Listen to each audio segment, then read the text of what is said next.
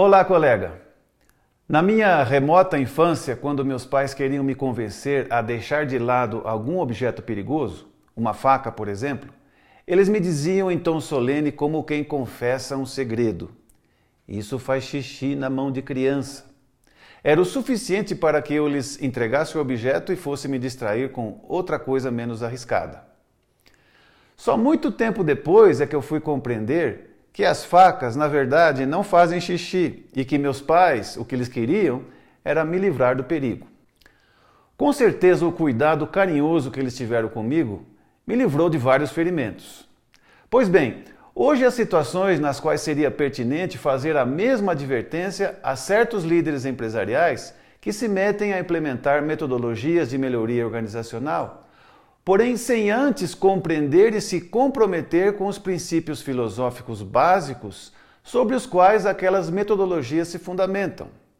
Como dizia Deming, um dos principais obstáculos à boa administração é a prática de copiar casos de sucesso sem antes desenvolver o que ele chamava de conhecimento profundo, profound knowledge, que é uma mescla sadia de conhecimento sobre teoria dos sistemas, teoria do aprendizado e psicologia do relacionamento humano. Vamos ilustrar o que eu estou dizendo com dois exemplos reais, os quais tive oportunidade de viver anos atrás. Primeiro caso. Era uma vez um gigante multinacional que decidiu copiar o grande sucesso que a Motorola teve ao implementar o Seis Sigma. E desde as alturas do Olimpo corporativo, identificaram 5 indicadores globais para os quais definiram as seguintes metas numéricas. Em 1 ano, reduzir em 10 vezes o nível de defeitos, em 2 anos reduzi-lo em 100 vezes e em 5 anos chegar a 3,4 DPMO, ou defeitos por milhão de oportunidades.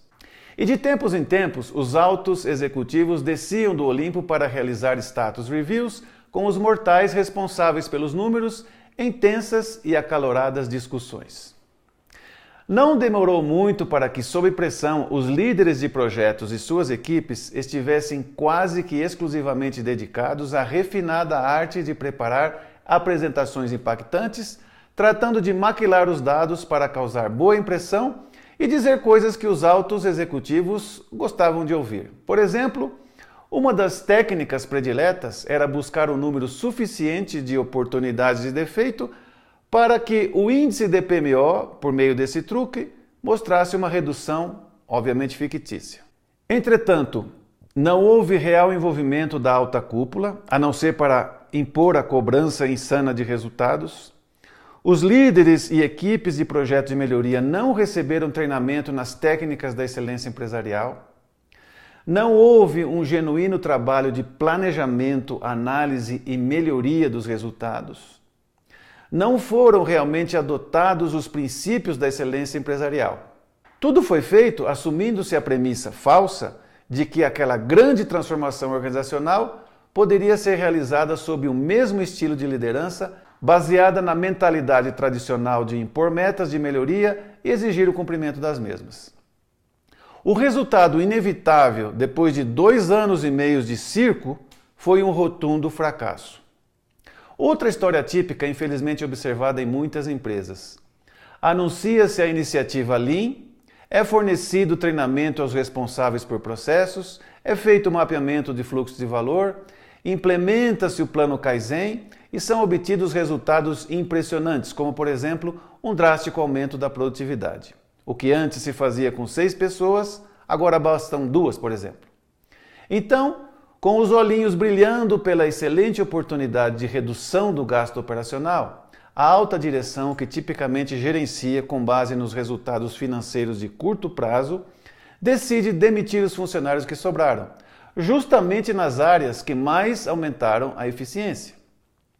E procedem assim porque, na verdade, não entenderam ou não se comprometeram com o princípio de que todo o sistema Lean se fundamenta nas pessoas, as quais devem ser valorizadas não apenas em discurso, mas de fato e verdade.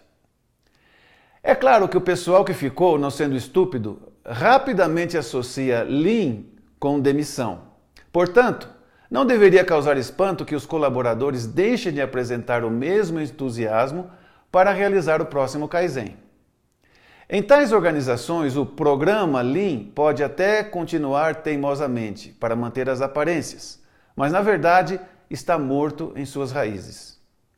O ponto comum entre estas e outras histórias tristes é que a alta direção não reconheceu a necessidade de questionar a mentalidade vigente e de atender o pré-requisito indispensável de compreender, adotar e passar a viver segundo o novo paradigma. Não é à toa que o princípio número 2 dos 14 princípios de Deming é adote a nova filosofia e que o princípio número 1 do Toyota Way é fundamente as decisões gerenciais numa filosofia de longo prazo, ainda que seja necessário sacrificar os objetivos financeiros de curto prazo. Pois é, com todo respeito, tem gente por aí mexendo com afiadas facas administrativas e nem suspeitam que essas coisas fazem xixi na mão de criança. Gostou? Então deixa aí o seu like nesse vídeo e compartilhe com seus colegas. Por favor. Até a próxima!